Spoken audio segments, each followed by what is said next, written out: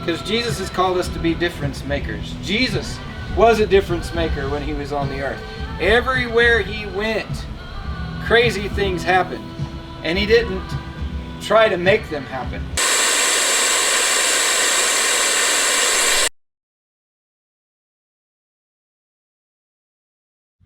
First off, I'll tell you a little bit about what we are, who we are, what we do.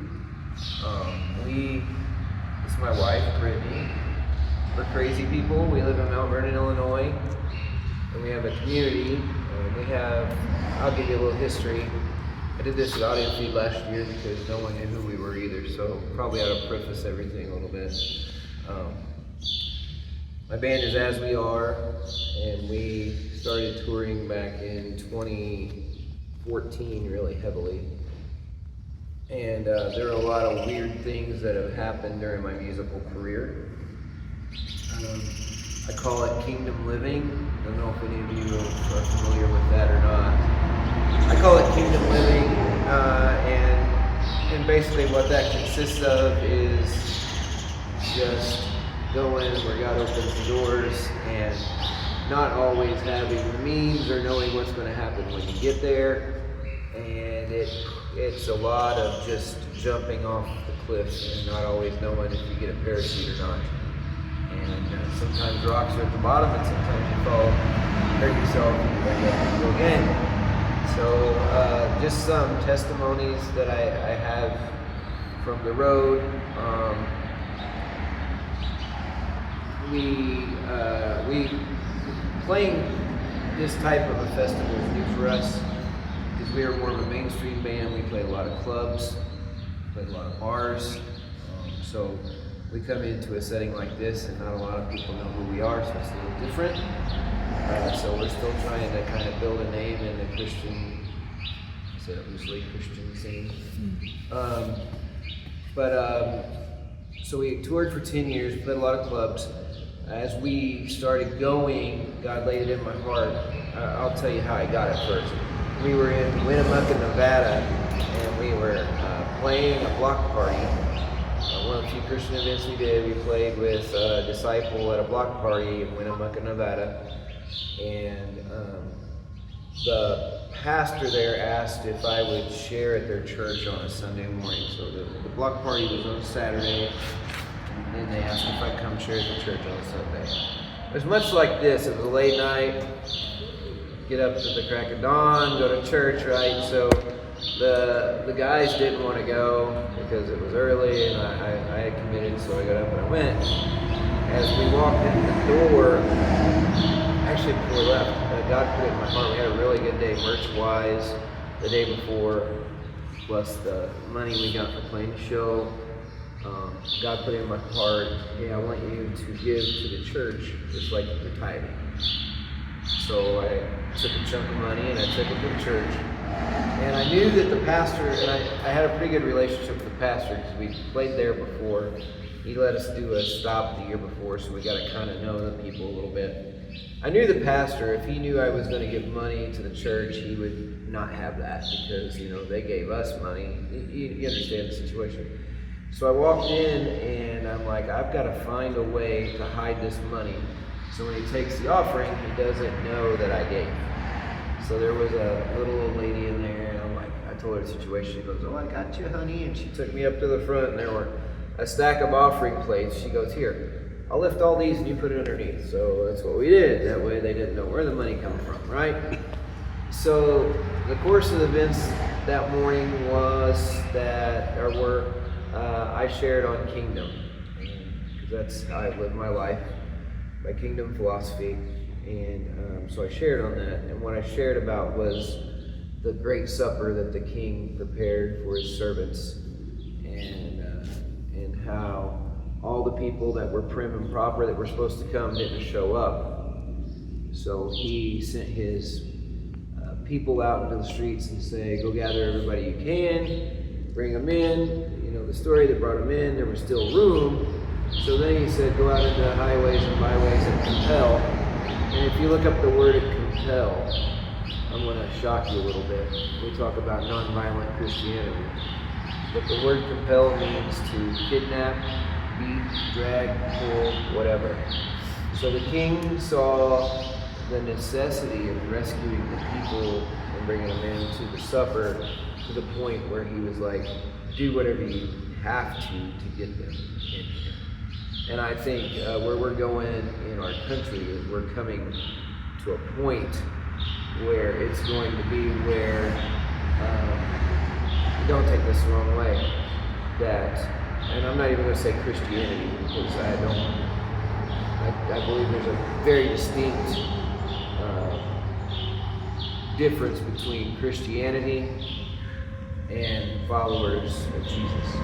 Christianity is a thing everybody does on Sunday when they show up to church for 60 minutes, punch in their card, do their thing, punch out, and go home. A Jesus follower is somebody that's committed to the teachings, the philosophies, they study, they go deeper than actual words, they meditate, they get revelation from God, and they act on those things that God shows them, right? Even if sometimes they're a little weird, like being in a church and hiding an offering in a bucket, right? So I'm sharing this. We do an altar call, and probably 90% of the church comes forward for the altar call. Okay, mind you, this is a church, everybody's Christians, right? And you have 90% of the church come forward for an altar call. And after the service, I talked to the pastor. He goes, I've been trying to do this ever since we started teaching here. And this crowd is hard, and they will not respond to the call of God at all. And so he thought that was absolutely amazing. So through the course of this whole thing, I met these really distinguished people. Their name were Gloria and I can't think of his name, but I feel really bad. But their last name were Gunderson. And I met them at the door. And you know how you meet people and they're a little different, and they kind of stick out in your mind, kind of like me. If you ever meet me, you probably won't forget me. I'm a weirdo. So these people are kind of very, I like to call them peculiar, because the Bible tells us that we are a chosen generation of peculiar people. If you look at peculiar, you get a lot of different meanings, and I won't say some of them because you might be offended by some of the meanings that you get out of peculiar. It might tread on your belief system just a little bit, so we won't go there yet. I don't want to offend anybody. I do, but I don't. Anyway, so these people met up with the people that we were staying with while we were there, and so we want to take these gentlemen to dinner.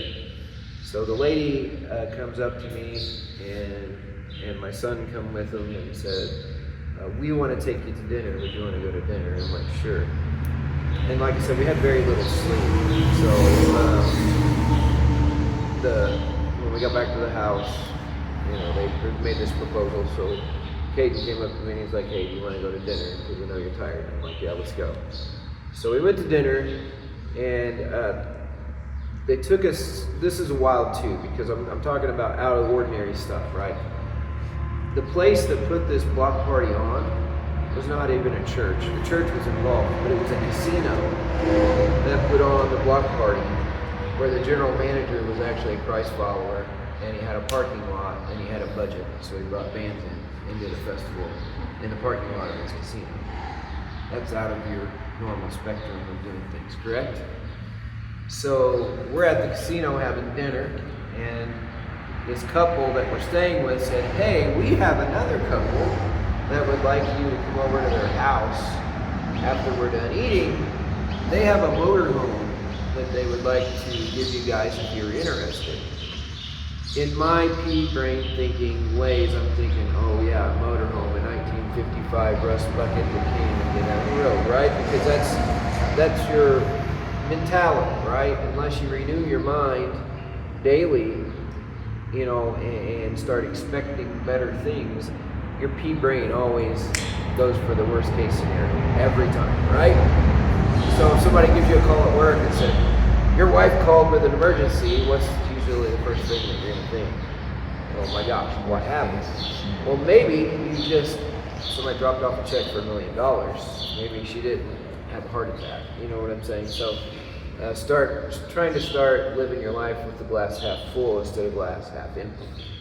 So I'm really tired, and I'm like, yeah, let's go. So we went. I wasn't too excited. In the back seat, literally, I fell asleep over there. You can ask Brittany. It happens all the time. I sit down and I crash. It's just the way it is. And so we're driving, and I remember waking up, and we're turning into this subdivision, unlike a lot of subdivisions. I mean, this was like you're pulling into Beverly Hills, like these houses. I mean, there are nice subdivisions, yes, but these were like immaculate, like huge houses. And I'm like, where are we going? And we go down, and at the end of this road is the biggest house in the community. And there's this motorhome that looks brand new in the front yard. And I look at the lady, I said, is that the motorhome? And she said, yeah. I'm like, we'll take it.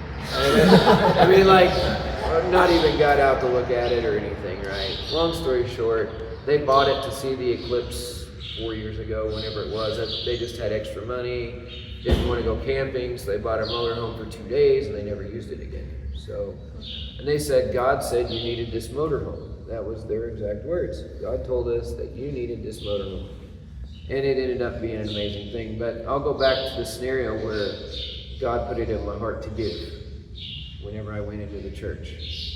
Had I not given the money, would that have opened the opportunity for this blessing to come into my life? I'll let you think on that. But my thinking is absolutely not.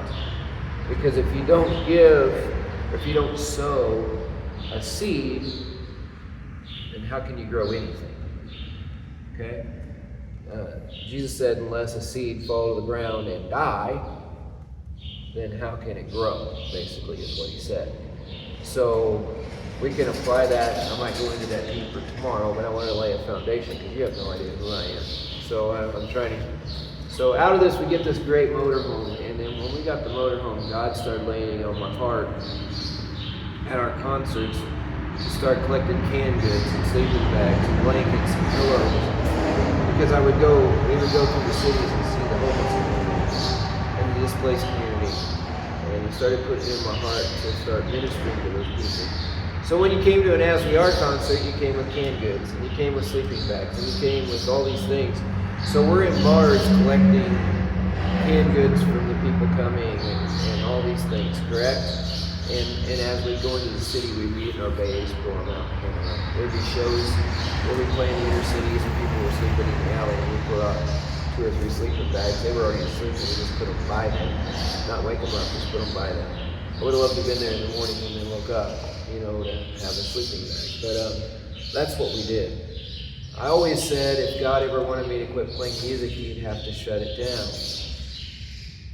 And 2020 came, COVID came, and we were in Texas on tour with a band called GFM. I don't know if y'all were familiar with GFM when they were around. We were on a tour. I booked the tour for us, and it was an 18-day tour. It was going to be the most profitable tour we'd ever done. We were on our way down to Texas, and the shows were amazing. We were doing really, really well. We were going to meet them in Texas and then take off.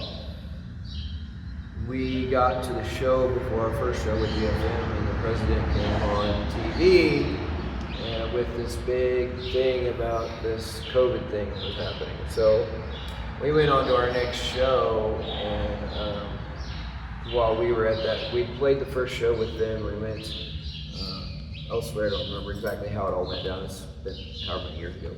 But I remember sitting at the bar, talking to the bar owner, and TV came on, and the president said they were locking the country down.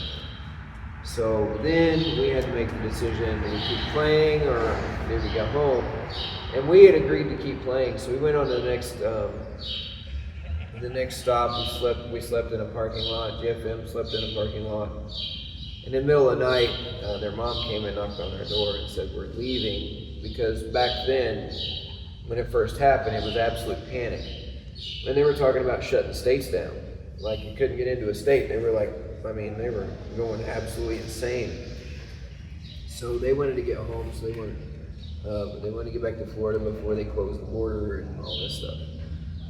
So that was the end of As We Are touring for about 4 years. And of course, a lot happened in 4 years. God took me out of a band setting and He gave me a building, which is an amazing story, in Mount Vernon. I started in a little building that I was renting, and the people sold the building. And there was a building on the other side of town, and it was a $130,000 building. And by the time I bought it, the price had dropped down to $100,000. And I needed $10,000 to put down to get the building. And every time I saw the gentleman, I was renting the building and he wanted me to buy it. He said, "You have my down payment?" And I'm like, "No, but I'm waiting on it." And one day I went in and he said the realtor was there. He had a meeting with the realtor as soon as I left. He didn't know what was going to happen. He was expecting a buyer. And my mom shows up that day and said, "Guess what?" I said, "What?" She goes, "You got a $10,000 check in the mail today." And I said, "Really?" And she said, "Yeah." I said, "Well, where'd it come from?" She said, "I don't know. It's from the government." And I said, "What's it for?" "I don't know. There's no explanation." So we went to the bank, $10,000, signed papers, and now we have an outreach that we call the Subculture. And what we do is we help displaced people. Right now we have a couple, and we have one gentleman that are living there. They were meth addicts. They were displaced. One of them has been with us for 4 years. He now runs one of my stores. He is clean, and he's an amazing individual. The other couple is a little bit different.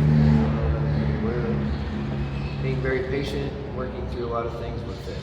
Not only are they strung out, they both have mental issues. So the combination of drugs and mental illness together is quite a journey. But these are people that have been kicked out of everywhere they've ever been. People want to help them, they give up on them and boot them. So we're trying to hang in there, and we're seeing some change in their lives. So that's what we are. I tell everybody we're the crazy people. We are the church that no one wants to be. We are the church that never sleeps, because literally we do this 7 days a week. Anytime you take people on, you are in their environment constantly. All the churches in town send people to us because we're that place, literally, and they don't want to deal with those people. So we're the church that never sleeps. And unfortunately, all of us should be doing that, but a lot of us don't have the time, patience, or even want to go there. We'd rather be in the comfort of a four-wall idol shrine that takes your money every week and feeds you some candy, and then go on your way, instead of being the difference makers and the people that are willing to make a change in the world. So that's kind of our thing. If you read Mike is one of our people. He did our website. One of the things he put was changing the world one person at a time. And I thought that was very, very good, because you can't change a world at a time. You've got to do it through individuals, and then have those individuals go and do the same thing, which Jesus got. Jesus got that because he gathered a group of individuals and then he sent them out. And so Jesus got that idea, and so we should replicate that idea. So all that to tell you what the Subculture is. So we are a displaced community. We have a community shower where anyone can come in and shower. And you don't even have to be homeless. There are people that come in and just their water pipes break or whatever. I mean, you shower, so you come in and get a shower. So it's not a stereotype thing. If you come in and shower, you automatically whatever. It's just a community shower. We have a food bank. We cook meals. We have 2 resale stores now. And when I say resale stores, they're probably as big as this warehouse, full of items. We also have a bookstore, which doesn't seem like a big thing, except if you're in Southern Illinois, where there is nothing. We have the only bookstore in about a 50-mile radius, and my wife is a book junkie. So if you like books, talk to my wife. She'll talk to you for hours.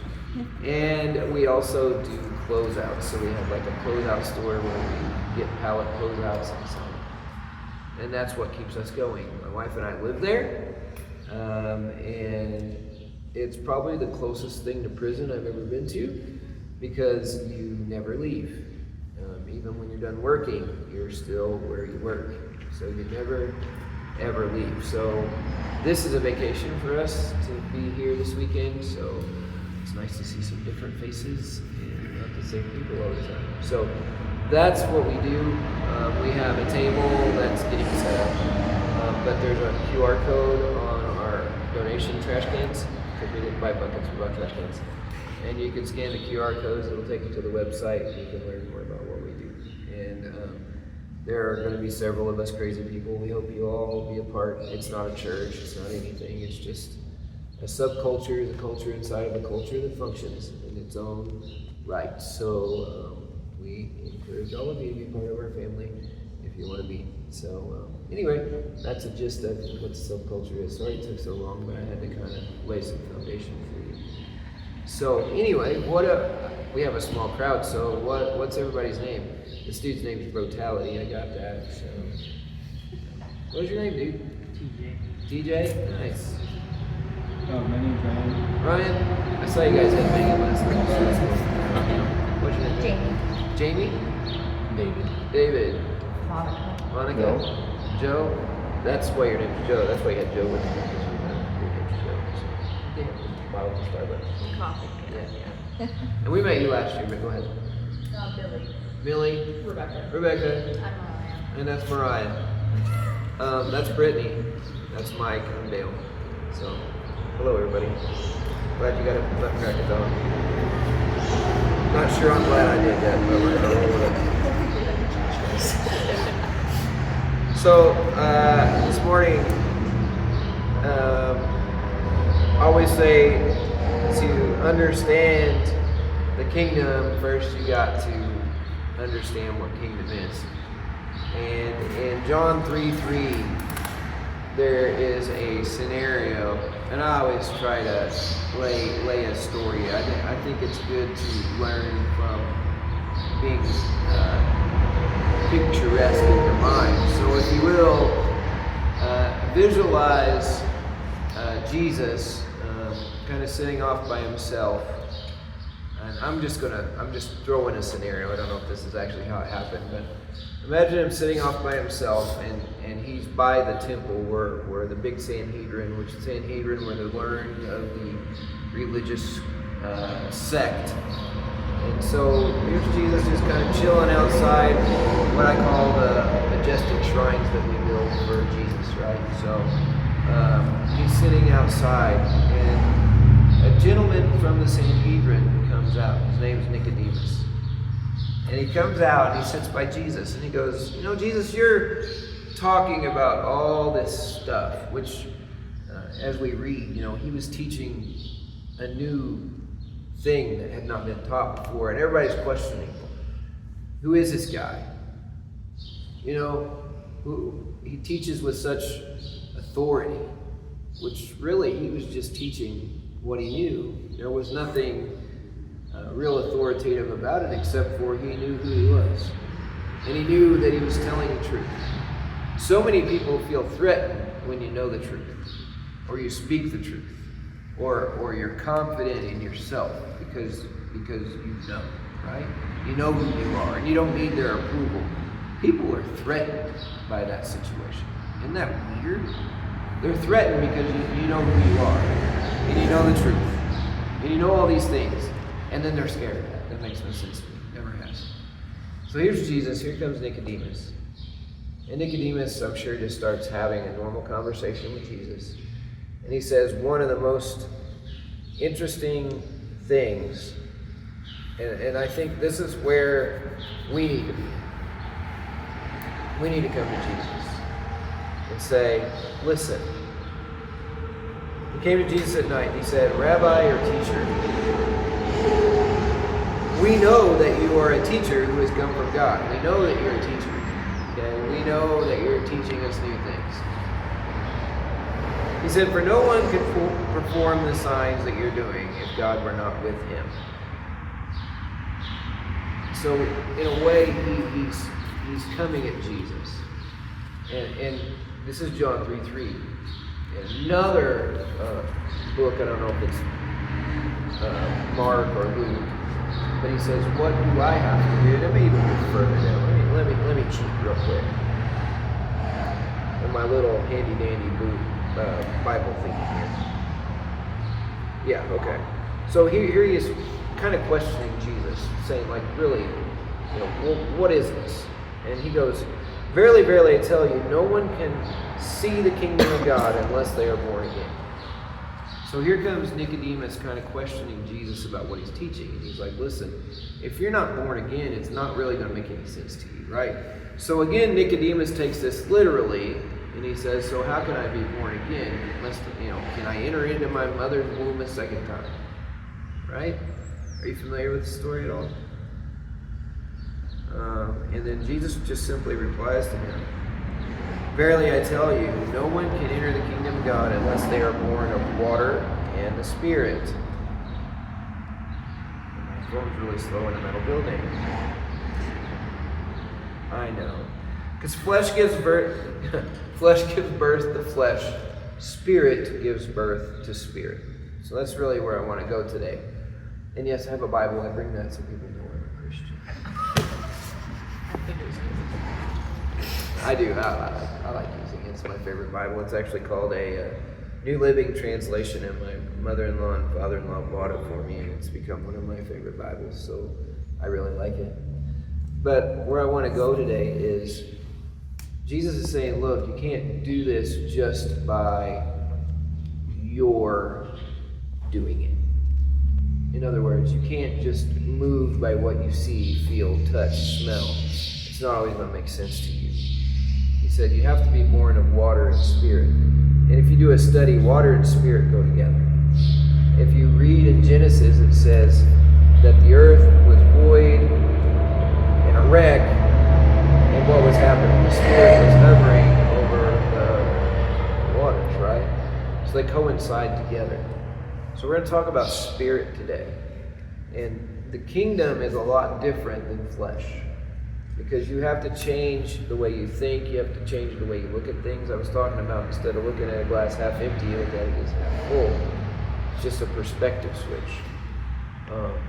So Jesus talked many times in parables. About time you get here. We're almost done. No, I'm joking. Jesus talked in parables a lot of times, right? And the people would, even his disciples, you would read the underlying thing and they're like, what's he talking about? Or who does he really think he is? Like, they're doing this type thing in the background whenever he's speaking. So he tells Nicodemus, unless you're born again and of water and spirit, you cannot begin to see the kingdom of God. That's an important thing. He didn't say you can't begin to know. He said you can't begin to see the kingdom of God. Because it's not something that you look at with your natural eyes. So how do you begin to enter into this kingdom life? Well, let me ask you a few questions. How many of you have been in a situation where you kind of felt like this little urge to do something and you're immediately like, I can't do that? Any of you ever had that happen? Right? I'll give you a scenario. There was a gentleman that was at a big conference, and I mean a conference like one of these big preacher conferences where they have thousands of people, right? And the Spirit nudged him and said, I want you to go do cartwheels across the stage. And the dude's up there preaching, right? There's thousands, I'm sure there's security and thousands of people there, right? He's like, I can't do that. A few minutes later, he nudged him again. I want you to go do cartwheels across the stage. And it was 3 or 4 times. Finally, it hit him so hard, he's like, okay. And can you imagine this guy getting up in a crowd of thousands of people going up to the stage just so he can do cartwheels across the stage? First off, getting up there is enough, but then fighting, to get up on the stage, right? So he does it. And as soon as he starts doing cartwheels across the stage, there's this shrill scream from the back of the crowd. So So of course him getting up there, I'm sure, caused distraction. Then the scream that comes from the back of the crowd, I'm sure, really has people reeling now, right? And this person comes running from the back all the way up to the stage. So at this point, of course, the preacher, I'm sure, is very attentive, and they ask this person, whether this guy girl, I can't remember, what had happened. And he or she said simply, I told God, if you're real, have somebody do cartwheels across the stage, and I'll give my life to you. I want you to look at two things. Number one, someone's life was in the balance, right? Someone's life was in the balance. They were ready to end their life, and they said, if you make somebody do cartwheels across the stage, I'll believe in you. Well, that's one part of the equation. There was somebody that actually had to be Jesus there, right? Somebody that was in tune with the Spirit, hearing the words and putting action to them. And he wasn't immediate, or she wasn't immediately responsive, right? It took several times. That is the importance of what we're doing here. You are the exact representation of Christ in the earth. You need to get that through your mind first and foremost. And I'm not talking about Christ being Jesus' last name. Did you know that's not Jesus' last name? Jesus' last name might have been Gonzalez or Ubajiga or who knows. I don't know. He became Jesus Christ after the Spirit came upon him. Then he became the anointed one. Okay? We're all anointed ones. Did you know that? Paul tells us all the time, as long as we are in Christ, we can do all things. If we are in Christ, nothing is impossible. And Jesus even talked about nothing being impossible, but that's just a dimension of living that is called, in my opinion, kingdom living. Okay? So it's twofold. There's a need out there. Number two, you're the answer. So you need to walk around saying, I'm the answer. Okay? And the answer looks different for everybody. The answer for us is living in a cave 7 days a week, helping people.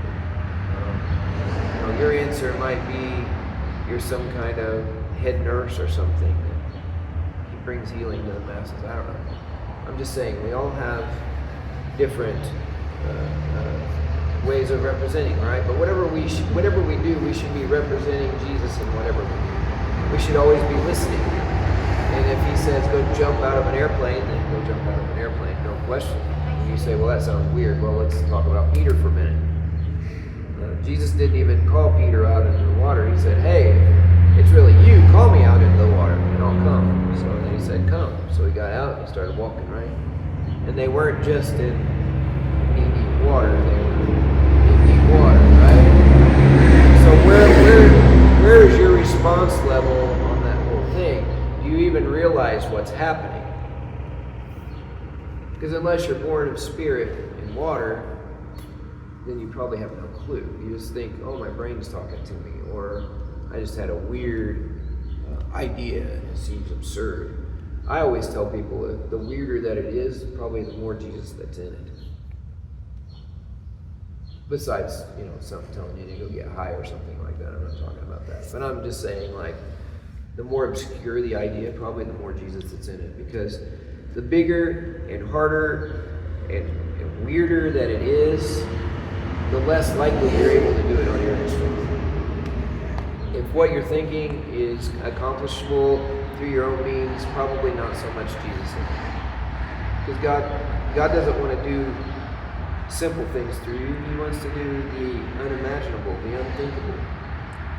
The bigger than you could ever think, imagine, comprehend, conjure up in your own mind. He wants to do those things. If he could take one man, Jesus, to the earth, and through him, sometime read Matthew about the death and resurrection of Jesus. The things that happen that no one talks about. We hear about Jesus being crucified and how horrible that was. We hear about him dead for 3 days and defeating death in the grave, which is a whole other subject I'll have to get on sometime. And then we hear about him raising again, right? That's what you hear if you go to church. You know what else happened whenever Jesus was being crucified? there were two sinners, or two other people that were on crosses on either side of him, right? And obviously the one dude knew who Jesus was, because he went to the defense of the other guy that was making fun of Jesus, like, get yourself down off the cross, whatever. And the other dude kind of came to Jesus' rescue and defended Jesus, and Jesus said, well, today I will see you in paradise. And the guy didn't do anything except for stand up for Jesus. And Jesus said, I'll see you in paradise. So that kind of destroys your thinking too, because unless you say this prayer and do all these things, you can't be saved, right? So Jesus set an example there of how simple coming into the kingdom of God is. Yeah? Unless you believe in your heart and confess with your mouth. That's what that gentleman did right there, right before he died. Okay? The next thing that happened, it says, first off, how many of you believe Jesus was actually killed? You do? No, he chose to die. He was not killed. He could have hung there forever if he wanted to. The Bible tells us he gave up his spirit. He said, it is finished, and to you, Lord, I commit my spirit. Right?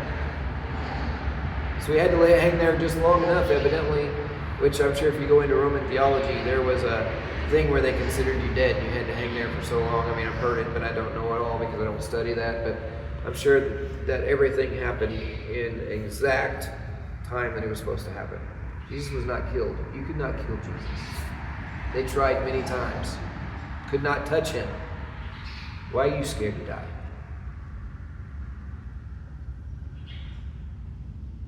The Bible tells us the same power that raised Jesus from the dead quickens your mortal body. We're so scared to be in a group of people. And Jesus was in a group of people that were rioting and wanting to throw him over the edge, and they could not touch him. Why are you so scared? Another thing that happened, it says that when Jesus gave his spirit up, that it quickened all the dead bodies in the graves, and they all came out of the ground as well. Let's write an apocalyptic movie together. It's called The Resurrection or The Death of Jesus. When he gave up his spirit, when heaven exited Jesus, heaven took all the dead with it. Why? Because heaven is life, and it brings dead things to life, and it makes deserts bloom, and it makes rivers run. Heaven fixes everything that has been killed. How was it killed? Anybody want to take a guess how it was killed? Genesis. Man, right?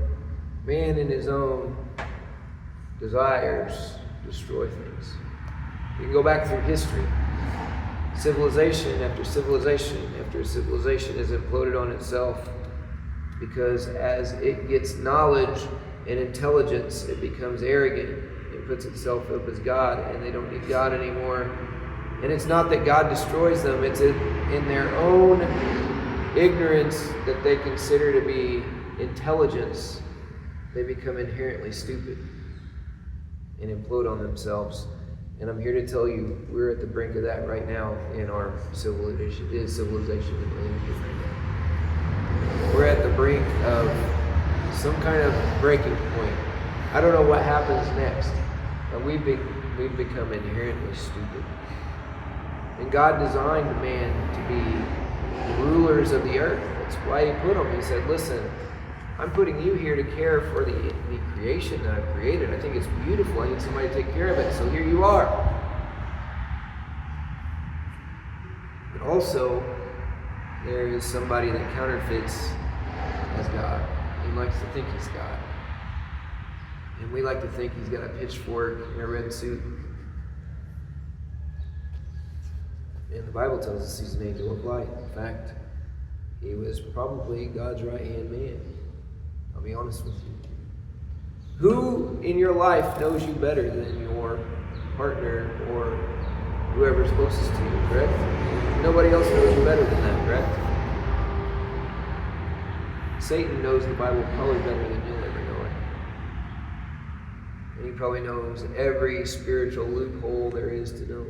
And he knows every way that he can to come after you. And he doesn't come after you by being an ugly thing.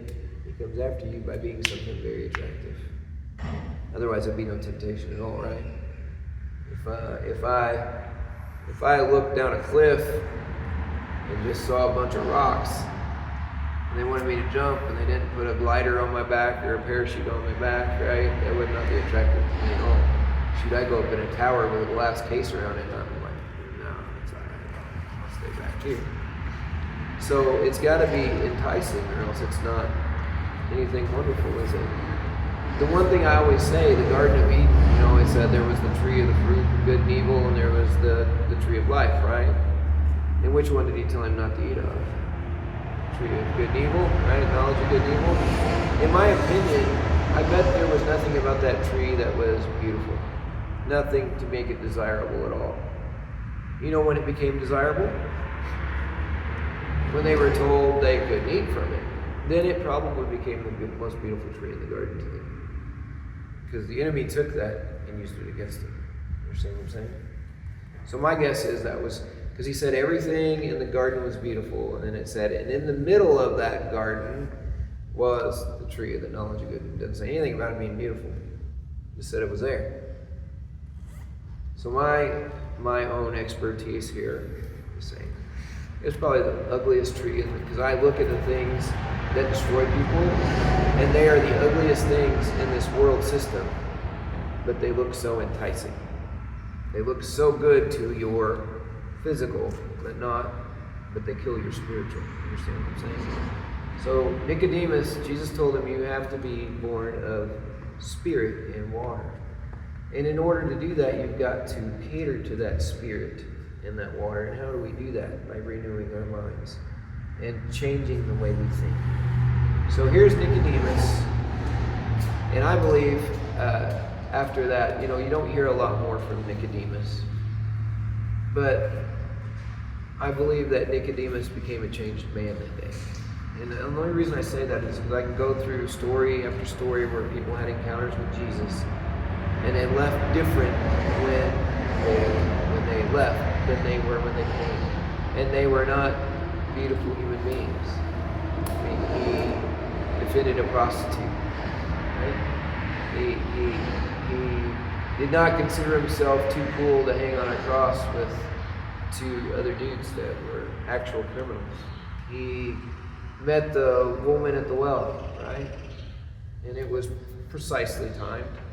He knew when she was coming. He met her there. He met the paralytic that was waiting to get in the pool, waiting for the pool to be stirred by the angels. How many times do you think he had gone through that city and that guy had been there? He said he'd been there his whole life, right? Just one day, Jesus was like, hey, dude, you want to live or you want to walk? And I think what it was is Jesus was waiting for him to get so desperate because he could never get to the pool. He said, why aren't you healed? He said, well, the pool gets stirred and everybody beats me. I can't get in there. So at this point, he must have been ready. Jesus knows the exact time that you're ready, the exact place you're going to be, and he meets you exactly where you are when you're ready. And that's kind of scary, to know that he is waiting on you to be ready for what he wants to do. But you got to be at the end of what you want to do. You got to be at the end of your ambitions and your dreams and your hopes. We have bands come in here, and looking at some of your shirts here, you got Brutality, you got 13 Minutes, you got Haste the Day, Confessions of a Traitor. That's a cool band. What do you got? Oh, Zana? Okay, I just saw Stronger Than Death. I'm like, never heard of them. You got all these bands. But I'm going to say this. I was in their shoes. And I don't care what message they put from the stage. I guarantee you a lot of these bands, their music is their identity. They'll tell you it's not, okay? I would have told you it's not, okay? But every extra minute I had, I was worried about where are we playing next? Where are we going next? I got to book this next tour. I got to get a new song out. People are going to get sick of this because I've had it out for 4 years. I need to do something different. Me.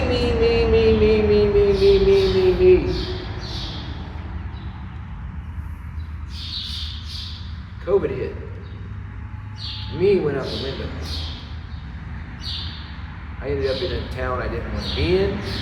Ended up in a building that is not the most desirable building by all of creation, and I had to transform the inside of it. God put me in a situation where this isn't what I signed up for. But what He's done through that, and 4 years later, now my band is playing again, and guess what? Don't take this the wrong way, but I don't care. Now it's awesome to play music because it's not about me anymore. You understand what I'm saying? I'm not worried about, oh my goodness, we didn't play 200 shows this year. Everybody's going to forget who we are. We don't post on social media every day and do stupid TikToks and all this stuff. I could care less about that. We're playing Kingdom Come Festival and we posted maybe 3 times we were playing. It's not about us. Nothing is about us. Mike's job's not about him. Just don't tell him that, okay? It's not about us. So we've got to find where our identity is. Our identity is not in who we are or what we're doing. And if you say, oh, it's not about me. Okay, well, let me take that out of your life and see how your life changes. Let me take the one thing that is your comfort. I don't care what it is. The people we work with, let us take meth out of your life. How do you deal with that? It's hard. And with that comes patience, right? Because you got to work with these people. You got to meet them where they're at. And it's so easy to get so frustrated and say, get rid of them. The guy that runs my other store, I told you about, he came through the program 4 years ago. You have no idea how many times I was told, kick him out, kick him out, kick him out, kick him out. You can't help him. You've given him a shot. And you'll talk to him now and he'll say, you should have kicked me out probably 50 times, but you didn't. And because you didn't, now I'm where I'm at. Jesus is the same way He was. You're the meth addict. And He's trying to take the meth out of your life. And He's an ever-patient person. He doesn't just kick you out. And you screw up probably every minute of every day. I know I do. And He's waiting for us to come to the point where we come to the fullness of Him in here. So we can do an amazing, amazing thing. So that's really all I have for you this morning. I just wanted to kind of plant some seeds. Tomorrow I want to talk about our words. Our words are very potent. The Bible says that the word is alive and active and sharper than any two-edged sword, able to distinguish between joint and marrow and spirit, flesh, and all these things, right? Well, guess what? Your words are the same. So we'll touch on that tomorrow. Dude, look at all the people here. Y'all look crazy, man. Getting up this early. Man. Yeah. That's really Tomorrow might be a different story. Tomorrow. I'll tell you what, if you come tomorrow, just bring your big cup of, or your glass bottle of stuff. You'll be alright. Yeah, anybody have any questions, comments, perspectives? Come on, man. Don't leave me hanging. Anybody? Must be too early in the morning. I don't have a watch. Well, if anybody wants me to do that, Well, guys, thank you for coming out. I hope it was informative. It's just an opportunity for me to share some stuff. So if you're bored, you don't have to come back. If you like it, thank you for coming. I hope you come back. So I don't want to bore you to death. But so I hope y'all have a wonderful Kingdom come. I hope you guys will support the Subculture stage. This is a whole new thing that's never happened at KCF before. When I told them we were going to do devotions in the morning, they were like, oh, yeah, devotions in the morning. So this is Ryan. He does all of our production, so he makes all this noisy stuff happen, and he does a really good job. So I had many compliments last night saying it sounded better than it's ever been sounded in this tin can, so praise the Lord for that. It's time for you to wake up, man. But yeah, so thank you all for coming. Maybe tomorrow you'll be a little more awake and you can actually say some things. But tell everybody to come over and check out the stage. And we'll have all this stuff set up. The bands that are playing this stage will only be set up in this stage. So you won't be